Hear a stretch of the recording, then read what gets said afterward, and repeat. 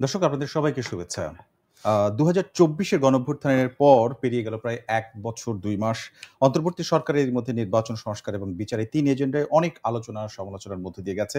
কেমন ছিল অন্তর্বর্তী সরকারের এই ১৪ মাস? কতটা পূরণ করতে পেরেছেন মানুষের প্রত্যাশা? এসব নিয়ে প্রথম আলোর আজকের আলোচনার বিষয় জুলাই অভ্যুত্থানের ১৪ মাস। আলোচনার জন্য আমরা আমন্ত্রণ জানিয়েছি শিক্ষাবিদ ও লেখক অধ্যাপক ডক্টর সলিমুল্লাহ খানকে। এসব নিয়ে প্রথম আলোর আজকের বার্তা কক্ষের আয়োজনে স্বাগত জানাচ্ছি আমি শামসুজ্জোহা।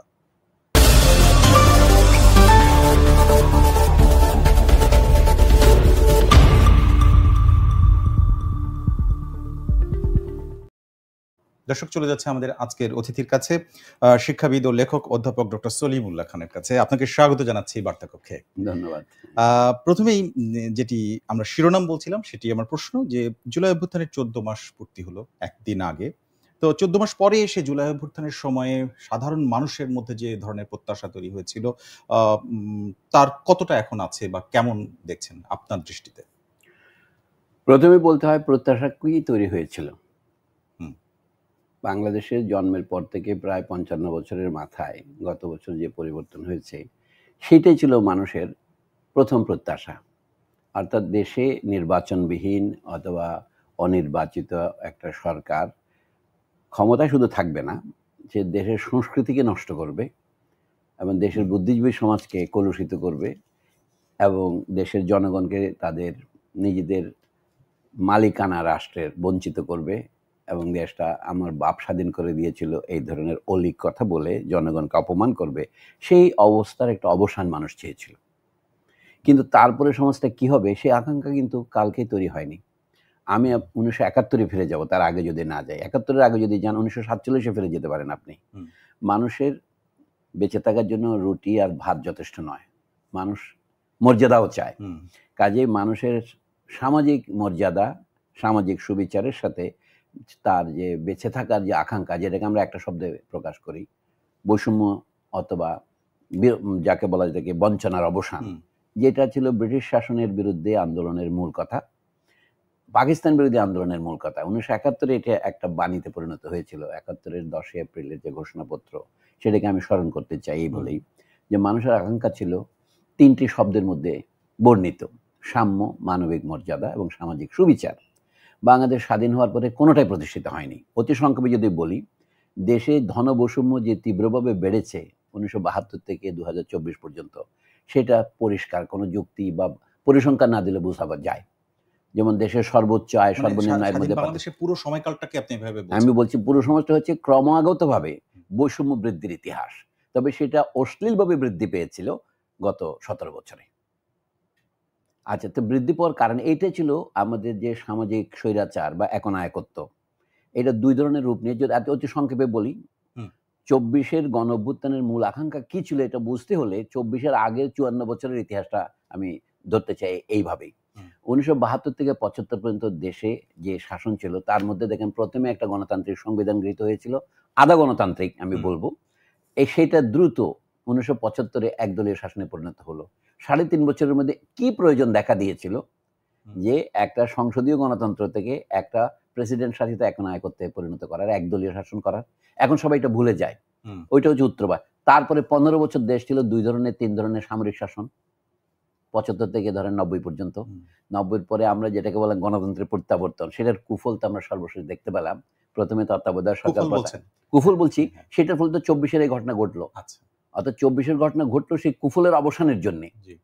আমি বলবো ১৯৯০-এর যে নাগরিক গণঅভ্যুত্থান, যার পরিণতিতে সেনাপতি এরশাদ সাহেব ক্ষমতাচ্যুত হলেন, কিন্তু তারপরে আমরা তত্ত্বাবধায়ক সরকারের অধীনে একটা নির্বাচন করলাম। তারপরে যারা নির্বাচিত হলেন তারা কিন্তু তত্ত্বাবধায়ক সরকারের অধীনে নির্বাচন না দিয়ে রিগিং করলেন।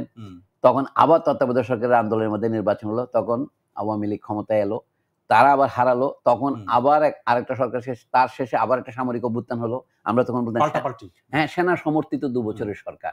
কথাটা মনে করাচ্ছি, এই যে বর্তমান সরকার, এই আমরা অতি সামান্য মানুষ, কিন্তু ১ বছর আগে আমি বলেছিলাম বিংশ শতাব্দীতে মানুষের শোকের আয়ু বড় জোর ১ বছর। এখন তো একবিংশ শতাব্দীতে এসেছি, কে জানে নাজিম হিকমতের সেই কথা পরিণতি হবে। এখন কিন্তু ১ বছরের মধ্যে দেখা যাচ্ছে বাধ্য হচ্ছেন বর্তমান সরকারে যারা আছেন নির্বাচন দিতে। কিন্তু বিষয়টা হচ্ছে কি নির্বাচন তারা দেবেন? জনগণের প্রত্যাশা ছিল, আমি ১ নম্বর বলবো, অসাম্যের অবসান। অবশ্যই আপনি এটি কন্টিনিউ করবেন। আমি এই প্রশ্নটা সহ যদি করেন, সেটি হচ্ছে অধ্যাপক ডক্টর ইউনূসের যে অন্তর্বর্তীকালীন সরকার, এই সরকারের প্রসঙ্গে আপনি এসে গেছেন। সেখানে ৩ টি এজেন্ডার কথা বারবার বলা হয় যে নির্বাচন, বিচার এবং সংস্কার। এই ৩ টিতেই আপনার পর্যবেক্ষণ মানে আমি সেটাতে আসছি। আগের রাইট। কথাটা জের ধরেই জি। বলি। ২৪-এর গণঅভ্যুত্থানটা একদিনে হয়নি। আমরা অনেক সময় মনে করি কি এই যে আমরা বলি জুলাই অভ্যুত্থান, যে জুলাইয়ের ৩৬ দিনে। হ্যাঁ ৩৬ দিন, এটা হচ্ছে আমাদের সংবাদপত্রের ভাষ্য। হুম, অর্থাৎ এই জুলাই ৩৬ বলার মধ্যে একটা কবিত্ব আছে। হ্যাঁ। এটা তো আগস্ট অভ্যুত্থান। কিন্তু এটা সূত্রপাত জুলাইতে হয়েছে। শুধু কি জুলাইতে হয়েছে? এটা তো ফেব্রুয়ারি থেকে শুরু হয়েছে আমি জানি। এটা তো ২০১৮ থেকে শুরু হয়েছে। ২০১৩ থেকে শুরু হয়েছে। কথায়, কথায় বললাম। হুম। আপনি যখন ইতিহাসকে শুধুমাত্র একটি দিনে সীমাবদ্ধ করতে চান, একটা দিবস আপনাকে বেছে নিতে হয়। এটা বিশ্ব শিক্ষক দিবস, এটা বিশ্ব প্রতিরোধ দিবস, আছে, এরকম করি। একটা দিবস আছে। আমি বলি ৫ই আগস্ট যে ঘটনা ঘটেছে, এটা ছিল মানুষের ১ নম্বর প্রত্যাশা। এটা পূরণ হয়েছে। হুম। এই গণজাগরণ বা গণবিস্ফোরণের মাধ্যমেই শেখ হাসিনা ক্ষমতা থেকে উৎখাত হয়েছেন। আমি শব্দটা উৎখাত বলবো এই জন্যই। কিন্তু তারপরেও মানুষের সব আশা পূরণ হয়নি। যেমন ধরেন সামাজিক সুবিচার প্রতিষ্ঠিত হয়নি। সামাজিক সুবিচার বলতে বোঝাচ্ছি আমি, সমাজে যে নানা রকমের মানুষ শ্রেণী হিসাবে, মানুষ জাতি হিসাবে নানা রকম বিভক্তি আছে, তার সকলের প্রতি সুবিচার করা এটা রাষ্ট্রের দায়িত্ব। যদি রাষ্ট্র সেই দায়িত্ব পালনে ব্যর্থ হয়, তাহলে রাষ্ট্রের মধ্যে বিক্ষোভ, বিদ্রোহ, মাঝে, মাঝে অভ্যুত্থান এমনকি বিপ্লবও দেখা দিতে পারে। আমি যেটা বললাম, জনগণের মধ্যে গণ অভ্যুত্থান হয়েছে, কিন্তু এটা বিপ্লবে পরিণত হয়নি। অথবা বিপ্লবে যদি পরিণত হতো, আপনি বলেন বিপ্লব ইতিমধ্যেই এন্তেকাল করেছে। আচ্ছা। দি রেভলিউশন ইজ ডেড। একই সাথে আমি বলবো লং লিভ দ্য রেভলিউশন। বিপ্লব কিন্তু দীর্ঘজীবী হচ্ছে। তার মানে বিপ্লবের প্রয়োজনীয়তা ফুরিয়ে যায়নি। এটাই হচ্ছে, আমরা এটা উর্দুতে স্লোগান দিতাম ইনকিলাব জিন্দাবাদ, মানে লং লিভ দ্য রেভলিউশন। এটা আমার বানোয়াট কথা নয়, ইতিহাসে মানুষ দেখেছে। তো বর্তমানে আমি বলবো সাম্যের যে প্রত্যাশা গত আন্দোলনে, সেটা আসছিল বৈষম্য বিরোধী ছাত্র আন্দোলন এই শব্দ দিয়ে। কিন্তু বৈষম্য রোধ করার জন্য কোনো পদক্ষেপ অন্তর্বর্তী সরকার নিতে পারেনি। আমি এক বাক্যে বললাম। তো অন্তর্বর্তী সরকার কি চেয়েছে? তারা নির্বাচন, কিন্তু তারা জানেন না কিসের নির্বাচন। যদি দেশে কোনো সংবিধান থাকতো, সংবিধান যদি সম্মানিত হতো, সংবিধান যদি গণতান্ত্রিক হতো, আমি ৩টা শর্ত দিলাম, যে তাহলে যে স্বৈরাচার দেশের উপর চেপে বসেছিল সেটা বসে পারতো না। একটু কেতাবি শুনলেও যদি এই প্রশ্নটা করা যায় কিনা, যে সংবিধানটা আসলে সমস্যা ছিল নাকি সংবিধানটা মান্য করা হয়নি, মানে সংবিধান মেনে মানুষজন দুটোই ছিল। আমি বলি, সংবিধান এমনভাবে তৈরি হয়েছে, সংবিধানটা যদি আপনি মনোযোগ দিয়ে পড়েন, যে কেউ পড়তে পারে। পৃথিবীর অন্য দেশের সংবিধান মিলিয়ে দেওয়ার জন্য আমি শুধু একটা উদাহরণ দিই। মার্কিন দেশের সংবিধানের শুরুতে আছে দেশের জনগণের প্রতিনিধিত্ব করবে আইনসভা। আচ্ছা। সেটা হচ্ছে প্রথম ভাগ। তারপরে আইনসভা নির্বাচিত করবে সরকারকে, মানে রাষ্ট্রপতিকে জনগণ ভোট দেবে। কিন্তু দেখেন আমেরিকার সংবিধানে সেটা আগে হচ্ছে আইনসভা, লেজিসলেচার, তারপরে হচ্ছে প্রেসিডেন্ট, তারপর হচ্ছে বিচার বিভাগ। কিন্তু আমাদের দেশে করেছে কি, আগে করছে প্রেসিডেন্ট অথবা প্রধানমন্ত্রী, মানে নির্বাহী বিভাগ, তারপর হচ্ছে আইনসভা, তারপর হচ্ছে বিচার বিভাগ। এই যে স্থানান্তর, আপনারা সংবাদপত্রের লোক, আপনারা জানেন কোনটা হেডলাইন আগে যাবে, কোনটা পরে যাবে। এতে বোঝা যায় আমাদের দেশের সংবিধানটা ছিল স্বৈরতান্ত্রিক। নাম হয়েছে গণতন্ত্র, কিন্তু আসলে স্বৈরতান্ত্রিক। এবং এটা যে স্বৈরতান্ত্রিক, সেটা ১৯৭৫-এর শুরুতে ২৫শে জানুয়ারি যখন বাকশাল করা হলো, এখন বাকশালের কথা কেউ বলতে চায় না। এটা হচ্ছে বাংলাদেশের সংবিধানের আত্মহত্যা। হ্যাঁ, মানে সেটাকে ৪র্থ সংশোধনী বলা হচ্ছিল। কতগুলি সংবিধান সংশোধন হয় যেটা সংবিধানের চরিত্রকে বদলে দেয়। একটা গণতান্ত্রিক রাষ্ট্রকে একটা স্বৈরতান্ত্রিক রাষ্ট্রে পরিণত করার যে উদ্যোগ, যেমন দেশে একটা দল হবে, এটা তো সহজ সিদ্ধান্ত নয়। তো সেটা তো নেওয়া হয়েছিল, কিন্তু তখন তো জনগণ প্রত্যক্ষভাবে প্রতিবাদ করে না। এখানে আমি একটা প্রশ্ন রাখি আপনাকে। জুলাই অভ্যুত্থানের এইটার পরে অগ্রণী ভূমিকা যারা পালন করেছিলেন, সেই ছাত্রদের একটি অংশ, বলা যায় না যে সবাই এসেছিলেন, মিলে একটি জাতীয় নাগরিক পার্টি, যেটা এনসিপি নামে দল গঠন করলো। আপনি স্লোগানটাও বলেছেন ইনকিলাব জিন্দাবাদ, তাদের স্লোগান, এবং তারা এই দলটা গঠন করলো। এই দলেরও প্রায় মানে ১ বছর হয়নি, তারা এবছরের ফেব্রুয়ারিতে এই দলটি গঠন করেছে। তাদের মূল্যায়নটাও আপনার কাছ থেকে জানতে চাই। সেটা যাওয়ার আগে আগের কথা তো শেষ করতে হবে। আগের কথা আমি, ইনকিলাব জিন্দাবাদটা ওদের স্লোগান নয়, বাই দ্য ওয়ে। এটা ভারতবর্ষে ব্রিটিশ বিরোধী সংগ্রামের স্লোগান। এটা কংগ্রেসও দিত, কমিউনিস্ট পার্টিও দিত। এটা ভাষাটা হিন্দুস্তানি ভাষার স্লোগান, উত্তর ভারতের। তো যা হোক, আমরা নিয়েছে, মানুষ তো নেবে। আমরা এই যে আমি বললাম লং লিভ রেভলিউশন, এটা হচ্ছে ইংরেজিতে স্লোগান। এটা 1848 সনে কার্ল মার্কস যখন কমিউনিস্ট ম্যানিফেস্টো লেখেন, তখন তার লেখার মধ্যে স্লোগান আছে, দ্য রেভলিউশন ইজ ডেড, 1848 সনে। তো যাই হোক, আমার বক্তব্য হচ্ছে বর্তমানে আমাদের দেশে স্বৈরতন্ত্রের অবসানের যে আকাঙ্ক্ষা জনগণের মধ্যে দানা বেঁধেছিল, সেটা পূর্ণ করার জন্য প্রচলিত রাজনৈতিক দলগুলো যখন কোনো কিছু করতে পারে নাই, তখন যাদেরকে আমরা এখন বলছি ছাত্র, তারাই নেতৃত্ব দিয়ে এগিয়ে এসেছে। এটা মেনে নিতে হবে আমাদের।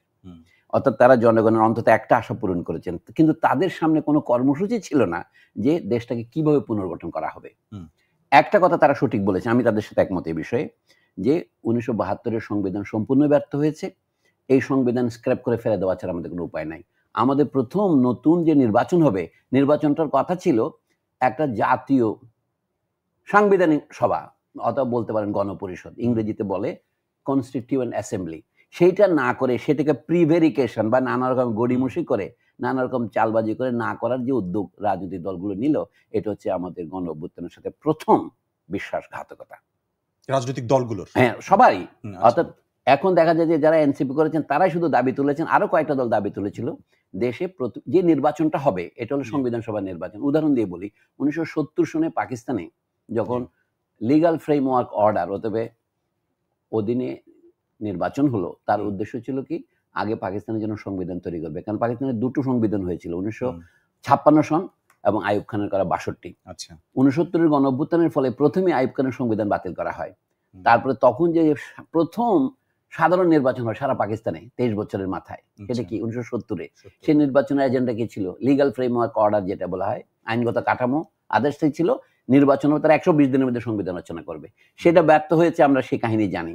বাংলাদেশেও সেই ধরনের কিছু করা হয়েছিল। বর্তমান সংবিধান যেটা আছে, আমি মনে করি এটার যে স্বৈরতান্ত্রিক চরিত্র, একটা উদাহরণ আমি দিলাম, এটা নির্বাহী বিভাগ কেন্দ্রিক প্রশাসনিক সংবিধান, এটা কিন্তু জনগণের সংবিধান নয়। জনগণের সংবিধান হলে জনগণের দ্বারা নির্বাচিত সংসদ আইন প্রণয়ন শুধু করবে না, সে তার মধ্যে যে প্রাধান্য সেই সংসদ, সেই সরকারকে নিয়ন্ত্রণ করবে। বাস্তবে হয়েছে কি, সরকারি সংবিধানকে নিয়ন্ত্রণ করে, সরকারি সংসদকে নিয়ন্ত্রণ করে। এটাই সমস্যা বলছেন। এটা হলো গোড়ার সমস্যা। এর ফলাফল কি?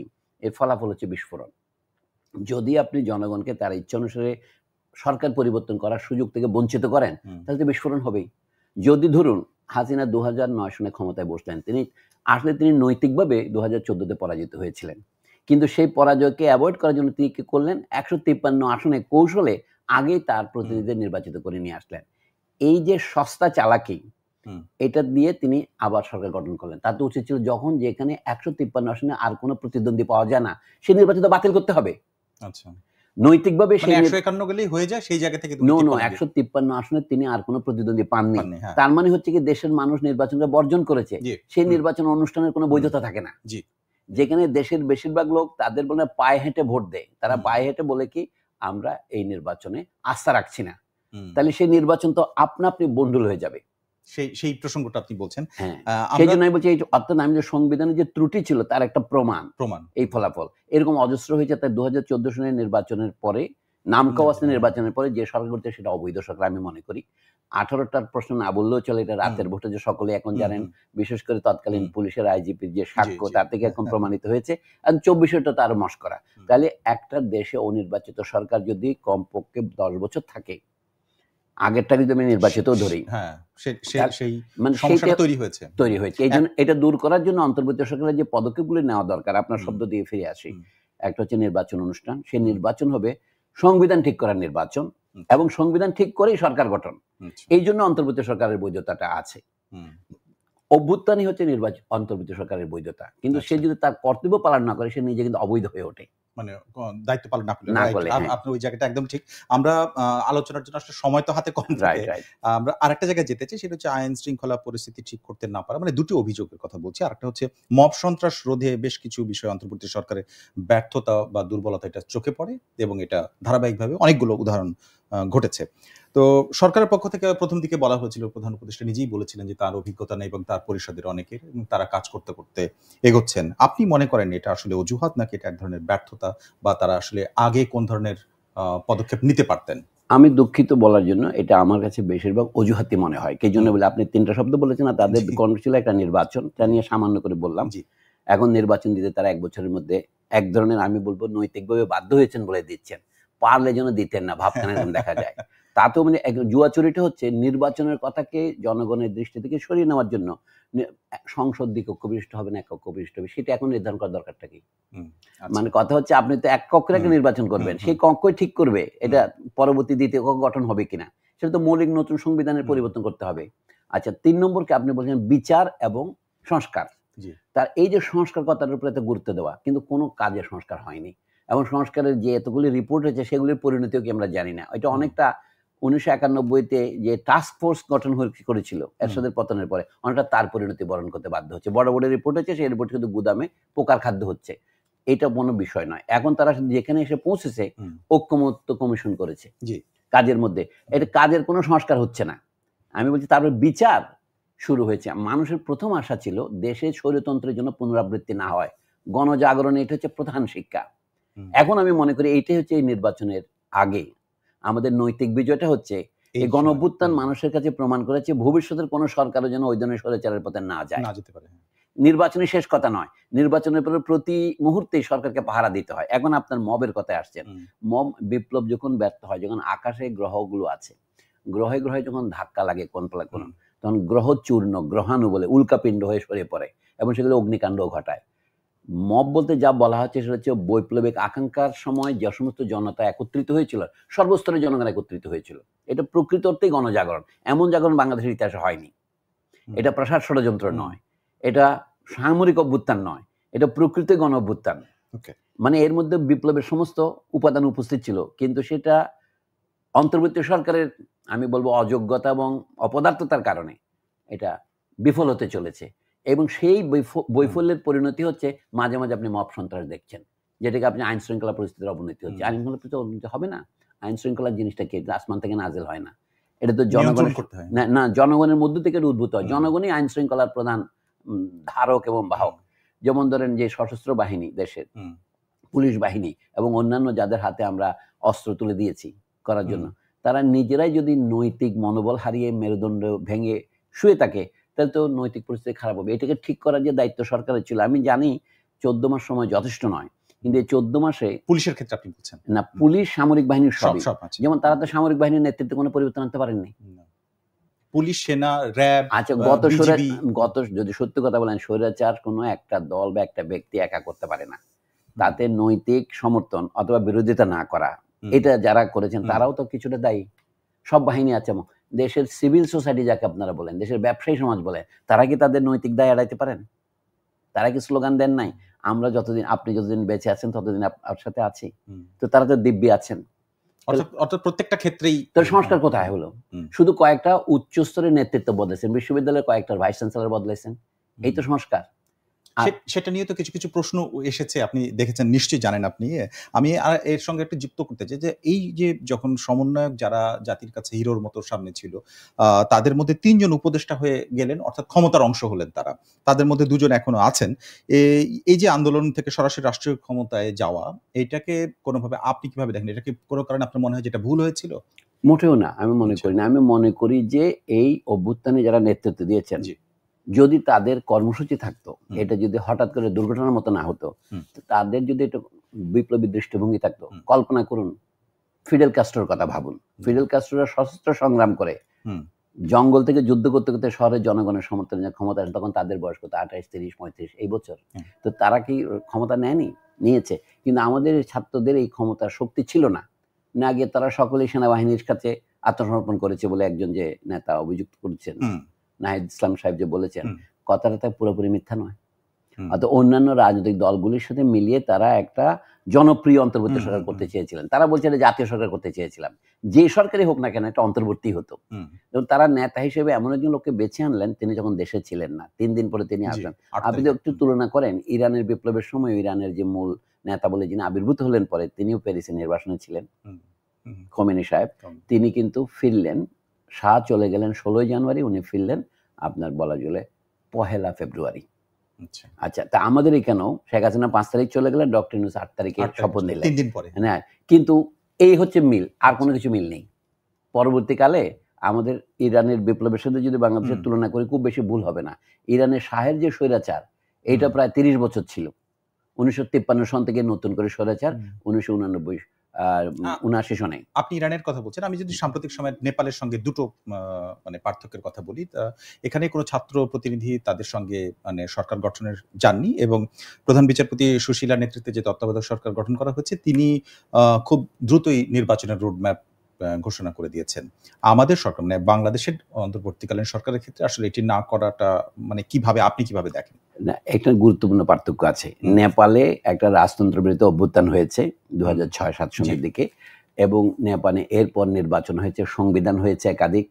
নেপালের সাথে আমাদের একটা বড় পার্থক্য হচ্ছে, নেপাল হচ্ছে বহু জাতির রাষ্ট্র, যদিও এটাকে হিন্দু রাষ্ট্র বলা হয়, কিন্তু নেপালে মানে নেপালি ভাষী নয় এমন যারা আছে অন্য ভাষায়, এই সমস্ত নেপালের জাতিগত সমস্যাটা ভালো। নেপাল 8টি প্রদেশে বিভক্ত, কাজে নেপালে হঠাৎ করে কারো পক্ষে একসাথে গোটা দেশ নিয়ন্ত্রণ করা সম্ভব নয়। এবং সেখানে যারা ক্ষমতায় এসেছিলেন তারা কিন্তু কোয়ালিশনের মাধ্যমে এসেছিলেন। অন্য ভাষা, কিছু অন্য ধর্ম তো আমাদের দেশেও আছে, রাজনৈতিকও আছে। আমাদের দেশের সাথে পার্থক্য আছে, আমাদের দেশ হচ্ছে ইংরেজিতে বলে লার্জলি হোমোজেনিয়াস। আমাদের শতকরা 99 জন বাঙালি বেশিরভাগ। হ্যাঁ, নেপালে ধর্মাবলম্বী হিসেবে যদি দেখেন, হিন্দু, বৌদ্ধ এবং অন্যান্য আছে, এবং জাতি হিসেবে বলছি নেপালের এথনিক ডিভিশন অনেক রকম, অনেক বেশি। সেখানে সিকিমের লোক আছে, নেপালি লোক আছে, নিহারি ভাষার লোক আছে। সেটা আসলে প্রভাব ফেলেছে, সেটা অবশ্যই ফেলেছে। নেপালের সাথে আমাদের তুলনা অনেক বেশি কঠিন। আমি বলবো স্বৈরাচারের দিক থেকে, দীর্ঘস্থায়ী স্বৈরাচারের দিক থেকে ইরানের সাথে বেশি মিল ছিল আমাদের। তো সেই জন্য স্বৈরাচার উৎখাত করার যে কাজটা করেছেন, আমি তাদেরকে হিরোই বলতে চাই। তখন পাকিস্তানি বংশোদ্ভূত ব্রিটিশ বুদ্ধিজীবী তারিক আলী বলেছিলেন ছাত্রদের শতকরা 50টা সিট নেওয়া উচিত অন্তর্বর্তী সরকারে, পত্রিকা প্রকাশিত হয়েছিল তখন। কিন্তু আমাদের এখানে ছাত্রদের শক্তি যে দুর্বল ছিল তার প্রমাণ, তারা মাত্র 2টি বা 3টি পদ পেয়েছিলেন। এইটা ছাত্রদের ওখানে যাওয়াটা ভুল হয়েছিল অনেকে বলে, আমি তা ভুল মনে করি না। আমি মনে করি ছাত্ররা যদি বিপ্লবের শক্তি, তাদেরই পুরো সরকার গঠন করা উচিত ছিল, কিন্তু তাদের সেই শক্তি নেই বলেই তারা অন্যদের নিয়েছে। তারা যে মন্ত্রীদের নিয়েছে, ধরেন এখানে আন্দোলনে তাদের কি ভূমিকা ছিল পরিষ্কার স্থল নয়, তাদেরকে নিয়েছে বিশেষজ্ঞ আকারে। যেমন আগের দিনের শতকরা 10 জন টেকনোক্র্যাট, কোটায় মন্ত্রী নেওয়া হতো না, এখানে শতকরা 90 ভাগ হচ্ছে টেকনোক্র্যাট। আমি ছাত্ররাই বিপ্লবী ছিল, আর বাকি সব তো টেকনোক্র্যাট। এবারে আসি একটু একেবারে সাম্প্রতিক সময় জামায়াত ইসলাম সহ বেশ কিছু সমমনার দলগুলো মিলে পিয়ার পদ্ধতি, জাতীয় পার্টি নিষিদ্ধ, এরকম মোট 5 দফা দাবি, এই দুটি মূলত প্রধান। তারা এই দাবির কথা বলছেন, এবং অনেকে বলছেন যে এই দাবিটা তোলার মধ্য দিয়ে আসলে নির্বাচন পিছিয়ে যেতে পারে। আপনি সেটা মনে করেন কিনা, এবং ওই দাবি দুটোকে কিভাবে আপনি বিশ্লেষণ করেন? আপনার শেষের কথায় আগে আসি, নির্বাচন পিছিয়ে যাবে কি যাবে না সেটা পরে আপনিও দেখতে পাবেন, কিন্তু এই দাবিগুলোর পেছনে কোনো যৌক্তিকতা আছে কিনা, আমি কোনো যৌক্তিকতা আছে মনে করি না। 1 নম্বর, পিয়ার নিষে, পিয়ার শব্দের অর্থটা আমাদের দেশের লোক ভালো করে জানে না, কারণ এটা তো আন্দোলনের মধ্যে ছিল না, কিন্তু পরবর্তীকালে এটা যোগ হয়েছে। যোগ হওয়ার মতো কোনো দোষের কিছু দেখি না। আমি বারবার বলছি, পিয়ার পদ্ধতি হবে কি হবে না একটা নির্বাচিত সংসদই ঠিক করবে। আসলে এটা ঠিক করা উচিত হচ্ছে, যেটার নাম বলেছিলাম আমি, সংবিধান সভা বা গণপরিষদ। সেটা না হয়ে আপনি একটা আপোষে করতেছেন জাতীয় সংসদ, তো সেখানে নির্ধারণের জন্য আপনি যাবেন, আগে থেকে আপনার এটা কমিট করার কোনো প্রয়োজন নাই। জুলাই সনদ যেটা বলছে তাতে পিয়ার পদ্ধতির কথা ছিল না। জুলাই সনদের মূল বক্তব্য হচ্ছে জনগণ সার্বভৌম ক্ষমতার মালিক, তাদেরকে ক্ষমতা থেকে বঞ্চিত করতে পারে, বিচ্যুত করতে পারে, মালিকানা থেকে এমন কোনো ব্যবস্থা যেন না থাকে। তার সংবিধানটা হবে পূর্ণভাবে গণতান্ত্রিক, যেখানে মানুষের মৌলিক অধিকার সম্পূর্ণ রক্ষা পাবে এবং সরকারের জবাবদিহিতা থাকবে। নির্দিষ্ট সময় পর পর নির্বাচন হবে, নির্বাচিত নয় এমন কোন সরকার দীর্ঘদিন ক্ষমতায় থাকবে না। কিন্তু এইটাতে উত্তরণ করার জন্য আমরা একটা অন্তর্বর্তী সরকার করেছি। এইটার উপর স্থির না থেকে এখানে পিয়ার পদ্ধতি, উচ্চকক্ষ, এটা কেন করতে হবে? আমি বলছি এইটা হচ্ছে আন্দোলনের মূল লক্ষ্যকে দৃষ্টি সীমার বাইরে ছড়িয়ে দেওয়ার জন্য। এটা আমি মনে করি একটা বলতে পারেন এই দাবিটা করেছেন মূলত জামাত ইসলাম, তার সাথে আরো কয়েকটা 6টা বা 7টা। আমাকে তো যেই তুলুক না কেন, আপনি এখন দেখেন যুক্তিটার বৈধতা কোথায়? এটার কোনো ঐতিহাসিক বৈধতা নাই। এটা বলা হচ্ছে ভবিষ্যতে দেশকে গণতান্ত্রিকভাবে পথে রাখার জন্য এটা প্রয়োজন। যদি প্রয়োজন হয় সেটা আমরা দেখব। মানে অর্থাৎ এখন আপনি তো সংবিধান বাতিল করেননি, বর্তমান সংবিধান অনুযায়ী নির্বাচন করছেন, তাহলে সংবিধানে তো পিয়ার পদ্ধতির কোনো অবকাশ নেই। কিন্তু পিয়ার কেন দরকার হবে বাংলাদেশে? বাংলাদেশে কেন উচ্চকক্ষ দরকার? এটার আমি কোনো যুক্তি দেখি না। যদি এটা নিয়ে অনেক কথা হচ্ছে, অনেক আলোচনা হচ্ছে। আমাকে যদি আপনি বলেন বাংলাদেশে যদি আপনি জাতিগত বৈষম্য থাকে বা আঞ্চলিক বৈষম্য থাকে, সেটার জন্য উচ্চকক্ষ করতে পারেন। এটার মধ্যে কি মানে দলীয় অবস্থানে ভালো যাওয়ার কোনো দুরভিসন্ধি আপনি দেখেন কিনা? মানে এটা দূর কথাটা বাদ দেন, অভিসন্ধি তো আছে।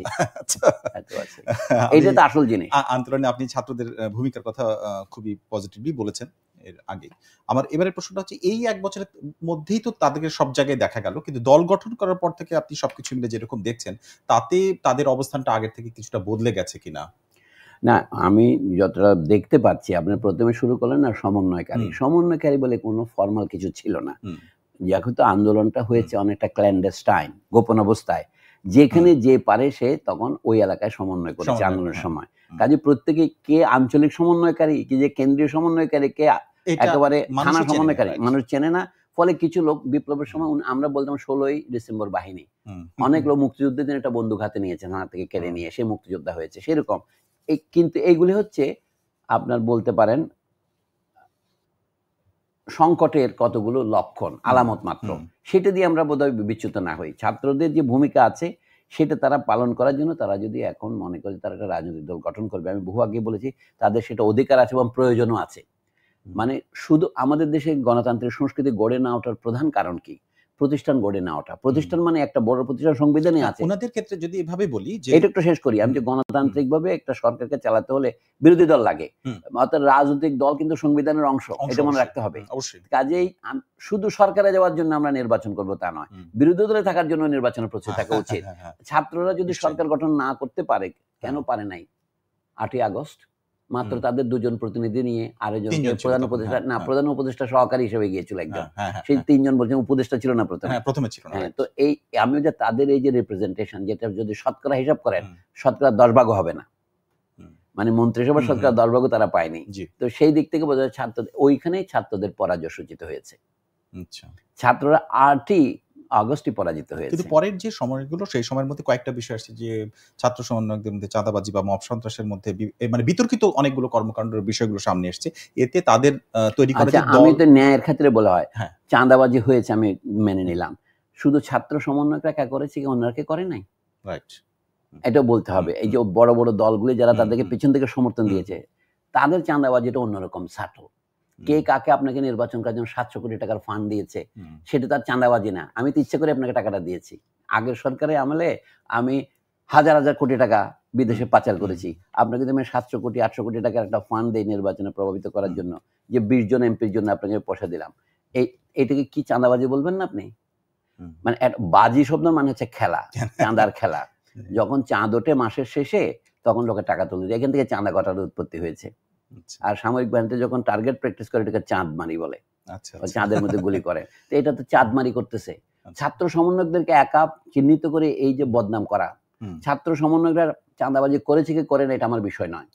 আমি যে চাঁদাবাজি সবাই করেছে। চাঁদাবাজি তো বিএনপির ব্যাপারে হিউজ না, সবাই যখন করে থাকে তাহলে শুধু ছাত্র সমন্বয়কের নাম দেওয়া কেন? ছাত্র এখন বলছি যে ছাত্র সমন্বয়করাও এখন দেখি তাদের বিপ্লবী অবস্থান থেকে সরে যাচ্ছে। এটা হচ্ছে আশঙ্কার বিষয়। তারা হয়তো বিএনপির সাথে দেখেন মনে হয় যে বাজার তো গুজবের ৬ লাভ বাজার, তাই না? সবচেয়ে বড় কথা যে সবচেয়ে দুঃখের কথা বলি, এই আন্দোলনের প্রধান সাফল্য হচ্ছে স্বৈরতন্ত্রের ভবিষ্যৎ সম্ভাবনাকে স্তব্ধ করা বিচারের মাধ্যমে, সংস্কারের মাধ্যমে এবং আপনার কথা নির্বাচনের মাধ্যমে। কিন্তু আমি এখানে দেখছি যে নির্বাচন হতে যাচ্ছে সেটা কতটা সর্বজন গৃহীত নির্বাচন হবে আমার সন্দেহ আছে। আমি সরকারের প্রসঙ্গে এই নির্বাচন নিয়ে একটি প্রশ্ন করতে চাই। সেটি হচ্ছে যে মানে একটা জিনিস সবসময় বলা হয় যে লেভেল প্লেইং ফিল্ড নির্ধারণ করতে হবে। আর আরেকটা জিনিস হচ্ছে সরকার যথেষ্ট পক্ষপাতহীন থাকা। এটা আমাদের দেশে অনেকে অভিযোগ করেন যে থাকেন না। আপনি মনে করেন কিনা যে রাজনৈতিক দলগুলোর সাথে যে আচরণ বর্তমান সরকারের, তাতে এই সরকার পক্ষপাতহীন এবং সবার জন্য লেভেল প্লেইং ফিল্ড নিশ্চিত করতে কোনো সমস্যা তৈরি হবে কিনা, বা কারোর প্রতি আসলে পক্ষপাত আছে কিনা? এখনই তো দেখা যাচ্ছে, যেমন ধরেন ছাত্রদের যে দল জাতীয় নাগরিক পার্টি, তাদেরকে প্রতীক বন্টনের ক্ষেত্রে যে অভিযোগটা এসেছে বাজারে, তারা যে অভিযোগ তুলেছে তাদেরকে কেন শাপলা দেওয়া হচ্ছে না? তারা বলছে কি যদি ধানের শীষ একটা প্রতীক হতে পারে, আরেকটা পার্টির নৌকা প্রতীক থাকতে পারে, তা আমাদের শাপলা দিলে অসুবিধাটা কি? ওই জাতীয় প্রতীকের মধ্যে শাপলা ফেলেছে, কিন্তু আমি তো জাতীয় প্রতীক ব্যবহার করছি না, শাপলা একটা উপাদান। তাদেরকে যে এখন দেওয়া হচ্ছে বেগুন, এটা তো মশকরা, তাই না? অর্থাৎ বর্তমানে এখনই আমি দেখছি নির্বাচন কমিশন পক্ষপাত শুরু করেছে। অর্থাৎ এনসিপি কে এটা দেওয়া যাবে না, এই দেওয়ার পক্ষে তাদের কোনো শক্ত যুক্তি নাই। এটা সম্পূর্ণ আমি বলবো তাদের পক্ষপাতমূলক আচরণ। কাজে এখন তো লেভেল প্লেইং ফিল্ড অলরেডি এদের বিরুদ্ধে যাচ্ছে। একটা উদাহরণ দিচ্ছি, আপনি এখন শত দেখবেন এখানে ধরেন নির্বাচন কমিশনে যাদের বসানো হয়েছে তাদের প্রতি আমি শ্রদ্ধা রেখে বলছি, তারা সবাই তো এই দল বা ওই দলের সমর্থক। তাদের যুক্তি তো আপনি জেনেছেন নিশ্চয়ই, যে তাদের দেয়া যুক্তিটা কি? হ্যাঁ, আমি তো তাদের যুক্তিটা আমার কাছে গ্রহণযোগ্য নয়। আচ্ছা। তারা বলছে এটা জাতীয় প্রতীকের মধ্যে আছে বলে এটা দেওয়া যাবে না, এবং তাদেরকে বিকল্পে যে প্রতীকগুলো বরাদ্দের কথা বলা আছে সেটা হচ্ছে এটাকে ব্যঙ্গ করছে, ক্যারিকেচার। এটা ঠিক না। আপনার মনে হয় যে এটা আসলে মানে টিকবে নাকি এটা পরিবর্তন হয়ে যেতে পারে? বা আমি তো উদাহরণ, আপনি বলেন কি লেভেল প্লেইং ফিল্ড বলতে কাকে বলে, এটা শুরু হয় ভোটার তালিকা। এখন তারা বললেন বর্তমানে নির্বাচন কমিশন থেকে বলা হলো 21 লাখ মৃত লোক ভোটার ছিল, সেগুলি তারা এখন শনাক্ত করেছে। কিন্তু এর আগের বার বলা হয়েছিল 1,20,00,000-এর মতো ভুয়া ভোটার ছিল। না না, সেটা তো বাদ দেওয়া হয়েছে। তার মানে আপনি বুঝতে পারছেন সরিষার মধ্যে সবসময় ভূত থাকে। পক্ষপাত শুরু হয় ভোটার তালিকা থেকে, পক্ষপাত শুরু হয় ভোটের এজেন্ট কিভাবে নির্বাচন করবেন, এমনকি প্রার্থী কাকে কোন প্রতীক দেওয়া হবে তার মধ্যেও পক্ষপাত থাকে। এইটাকে নিবন্ধন দেওয়ার মধ্যে এমন শর্ত দিলেন যে সারা দেশে আপনার অফিস থাকতে হবে, সারা দেশে ওই থাকতে হবে। এই যে গণপ্রতিনিধি অধ্যাদেশ যেগুলো আছে এগুলির মধ্যে ব্যাপক পক্ষপাত আছে। এগুলি আমি মনে করি যে এগুলো অগণতান্ত্রিক। জুলাই সনদ নিয়ে তার আইনি ভিত্তি দেওয়ার ক্ষেত্রে যে ভোটের আগে আরেকটা ভোটের প্রস্তাব এসেছে এবং আলোচনা হচ্ছে, গতকালকেরই কথা, যে বিএনপি চায় গণভোট এবং সংসদ নির্বাচন একই সাথে হোক। তো এনসিপি বা অন্যান্য দলগুলো বলছে যে না, জামায়াত ইসলাম বিশেষ করে বলছে আগে হতে পারে এবং এমনকি তফসিল ঘোষণারও আগে নভেম্বর-ডিসেম্বরের মধ্যে হতে পারে। এটা আসলে প্রভাব ফেলবে কিনা? আমি বলছি এই যে অন্তর্বর্তী সরকার ক্ষমতায় আছে, এর আইনগত ভিত্তি হচ্ছে গণ অভ্যুত্থান। জনগণের সম্মতিতে ইলেকশন ছাড়াও জনগণের মত প্রকাশের একটা পথ হলো এই গণ অভ্যুত্থান, গণজাগরণ। এইটার মাধ্যমে অন্তর্বর্তী সরকার ক্ষমতায় এসেছে, কিন্তু সেটাতে একটা দলিলগত ভিত্তি দিতে হবে। জুলাই অভ্যুত্থানের নৈতিক বহিঃপ্রকাশ হচ্ছে জুলাই সনদ, নাম যেটা বলেছেন জুলাই বা আগস্ট সনদ যেটাই বলেন। তাহলে সেই সনদের মানেটা কি? যে অন্যায়ের বিরুদ্ধে বিদ্রোহ ন্যায়সঙ্গত, স্বৈর শাসনের বিরুদ্ধে গণজাগরণ ন্যায়সঙ্গত এবং সংবিধান সম্মত। কারণ সংবিধানের মধ্যে জনগণকে মৌলিক অধিকার সংরক্ষণের বিধান দেওয়া হয়েছে। প্রচলিত সংবিধানের 7 নম্বর ধারাতেও আছে যে সার্বভৌমত্বের মালিক জনগণ। এটা আমরা বলি people are the last resort of sovereignty. কাজে জনগণ তাদের সার্বভৌম ক্ষমতার প্রয়োগ করেছেন অভ্যুত্থানের মাধ্যমে। জুলাই সনদে এই কথাটা লেখা থাকলেও যথেষ্ট। সনদে যে লম্বা যে 50টা তালিকা দিতে হবে কোনো কথা নাই। জুলাই সনদের সারমর্ম আমার বুদ্ধিতে এটা হচ্ছে সার্বভৌমত্ব জনগণের হাতে, এবং সার্বভৌমত্ব যখন লঙ্ঘিত হয়, যেমন কোনো বিদেশি শক্তি যদি আমাদের আক্রমণ করে, আমরা এটার বিরুদ্ধে লড়বো কিভাবে? আমাদের প্রচলিত সামরিক বাহিনী যদি না পারে, আমরা জনযুদ্ধ ঘোষণা করব। Peoples war. সবচেয়ে বড় বাংলাদেশ যেভাবে স্বাধীন হয়েছে, বাংলাদেশটা জনযুদ্ধের মাধ্যমে স্বাধীন হওয়া দেশ। কাজে এই দেশের সার্বভৌমত্ব কেউ হরণ করতে পারবে না, জনযুদ্ধ হবে। এবং সেটি স্বাভাবিক। আমি মনে করি জুলাই মাসে যে ঘটনা ঘটেছে এটা জনযুদ্ধের প্রস্তাবনা। সেই প্রস্তাবনা নিয়ে এত গড়িমসির কি আছে? এর জন্য আমি গণভোটের দরকার আছে মনে করি না আমি। আচ্ছা, গণভোট তো অলরেডি হয়েছে, মানুষ দিয়েছেই। কাতর হচ্ছে এটাকে ঠেকাবার জন্য নির্বাচনের দিন বা তার আগে আমি কোনো গণভোটের আচরণ মনে করি না। আমি মনে করি যে অভ্যুত্থান যেরকম প্রোক্লামেশনের মাধ্যমে হয়, জুলাই সনদ একটা প্রোক্লামেশনের মাধ্যমে হতে পারে। অর্থাৎ ওই গণভোটটারই প্রয়োজন দেখছেন না? আমি কোনো প্রয়োজন দেখছি না। আমি পরের বিষয় যাচ্ছি, অন্তর্বর্তী সরকার 3 অগ্রাধিকারের নামগুলো আমরা বলেছি। সংস্কার নিয়ে একটা প্রশ্ন এরকম যে ঐক্যমত্য কমিশনের আপনি দেখছেন যে অনেক আলোচনা হচ্ছে এবং এখানে সব কমিশনগুলো আলোচনা করছে। এর বাইরে দুটো কমিশন, একটি নারী বিষয়ক সংস্কার কমিশন এবং আরেকটি যেটাকে আসলে অনেকে বাতিল করার প্রসঙ্গে এসেছে, এবং গণমাধ্যম কমিশন। এগুলোর ভবিষ্যৎ মানে এই ঐক্যমত্য কমিশনের বাইরে যারা আছে তাদের এই দুটো আমি উল্লেখ করলাম, এগুলোর ভবিষ্যৎ আপনি কেমন দেখেন? এটা আসলে আরো তো পরিণতি। আচ্ছা, আপনি মাত্র দুটো উল্লেখ করছেন, এর মধ্যে একটা পক্ষপাত আছে, মৃদু পক্ষপাত আছে। আরো যেগুলো আছে, গণমাধ্যম সংস্কার কমিশন হয়েছে, তার কোনো কিছু তো বাস্তবায়ন হচ্ছে না। গণমাধ্যমের কর্মীদের ধরেন বেতন কাঠামো, তাদের চাকরির নিরাপত্তা, সদস্যপদ, এগুলি নিয়ে তো কোনো সংস্কার হচ্ছে না। শিক্ষা নিয়ে কোনো সংস্কার কমিশনে হয় নাই। দেশের সবচেয়ে গুরুত্বপূর্ণ হচ্ছে একটা স্বাস্থ্য, আসলে শিক্ষা, আসলে গণযোগাযোগ ব্যবস্থা। এগুলি নিয়ে কোনো কার্যকর সমাধানের উদ্যোগে এই পর্যন্ত আমরা 1 বছরে দেখি। আর নারী বিষয় সংস্কার, এই জন্য আমি প্রশ্নটা করছি, সে কারণ হচ্ছে তাদেরকে এই কমিশনটাই বাতিলেরও দাবি এসেছে এবং অনেক ধরনের দাবি আসছে, সেগুলো হচ্ছে প্রতিক্রিয়াশীল দাবি। আমি এই জন্য কেন আসছে আমি সেটা বলি। দেশে এখন যেটা ছুতা হিসেবে ব্যবহৃত হচ্ছে, যারা ক্ষমতাচ্যুত হয়েছেন এবং যাদেরকে বিদেশি যে সমস্ত শক্তি সহায়তা দিচ্ছে, তারা কি প্রচার করছে যে বাংলাদেশের তালিবানরা ক্ষমতা এসেছে, বাংলাদেশে যাকে বলা হয় উগ্রবাদী ধর্মীয় গোষ্ঠী ক্ষমতায় এসেছে বা তাদের ক্ষমতায় আসার পথ প্রস্তুত হচ্ছে। এইটা তাদের প্রধান প্রচারণা। কেন? এইটাকে সমর্থন করার জন্য এখন দেশের নানা জায়গায় সাম্প্রদায়িক উস্কানির চেষ্টা হচ্ছে। পার্বত্য চট্টগ্রামে হয়েছে, যেখানে কোনো রকমের ধরেন ধর্ষণের ঘটনা ঘটেনি, সেটাকেও ধর্ষণের ঘটনা বলে তৈরি করে একটা বিরাট বিক্ষোভ তৈরি করা হয়েছে। ওখানে ধরেন কার গুলিতে মারা গেছে জানি না, কিন্তু লোক হুম, মারা গেছে। হুম, এইটা হচ্ছে অস্থিরতা সৃষ্টির প্রকাশ। এখন ধরেন এইখানে ধর্মগ্রন্থের মধ্যে আগুন দিয়ে পোড়ানো, অপমান করা, এখন বলা হচ্ছে এগুলো কি তো যে ঘটেছে। করেছে বলে সে তো উন্মাদ প্রকৃতির। হুম, কিন্তু এই উন্মাদনাটা এই সময় হচ্ছে কেন? এই প্রশ্নটা হ্যাঁ, কেউ করছে না। হ্যাঁ, তার মানে বোঝা যাচ্ছে কি, আমি এই কথাটা বলি, নারী বিষয়ক একটা স্পর্শকাতর। হুম, কারণ আমাদের এটা হলো মুসলিম সমাজ। হুম, এখানে ব্রিটিশ আমলে যে আইন চালু হয়েছিল এটাকে মুসলিম আইন বলে, এটা শরিয়া আইন নয়। হুম, সেইটা তো নারীদের মধ্যে যদি ন্যায়সঙ্গত বিক্ষোভ থাকে, সেইটা শোনা হুম, রাষ্ট্রের দায়িত্ব।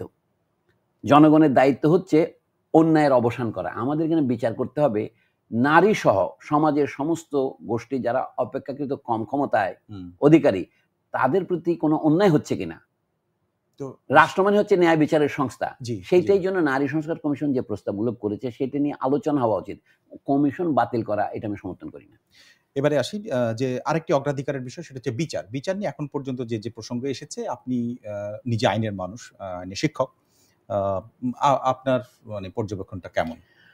বিচার মানে হচ্ছে আপনার রাষ্ট্র থাকবে বিচারকের ভূমিকায়। হুম, কিন্তু রাষ্ট্রের পক্ষ থেকে যখন ট্রাইব্যুনাল গঠন করা হয়েছে, সেখানে বিচারটা হতে হবে যাকে বলা হয় গ্রহণযোগ্য। হুম, মানে আপনি যাকে হুম, দণ্ড দিচ্ছেন, তাকেও আপনার বোঝাতে হবে যে এই দণ্ডটা তাকে ন্যায়সঙ্গতভাবে দেওয়া হয়েছে। হুম, এটা বড় কঠিন আমি জানি।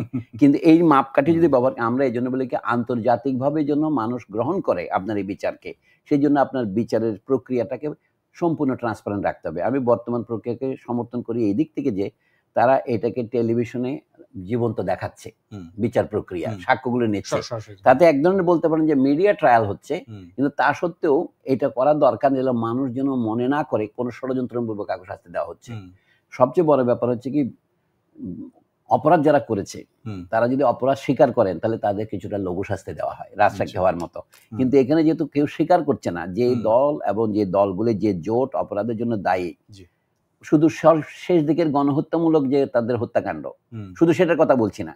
তারা ১৫-১৬ বছর ধরে পুরো যে সময়টাতে। অন্যায়টা করেছে, সেইটা তাদের দায় স্বীকার করে যদি তারা বিবৃতি দিত, তাহলে একটা রিকনসিলিয়েশন এর দিকে যাওয়ার পথ তৈরি হতো।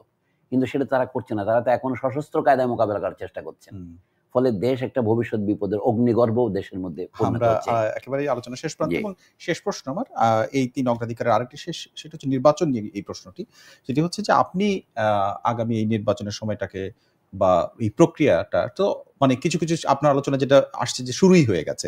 এটাতে আপনি সরকারের সামলানো মুশকিল হতে পারে এরকম কোনো সম্ভাবনা দেখেন কিনা? এবং তারা আসলে তাদের সেক্ষেত্রে কোন জায়গায় নজর দেওয়া উচিত?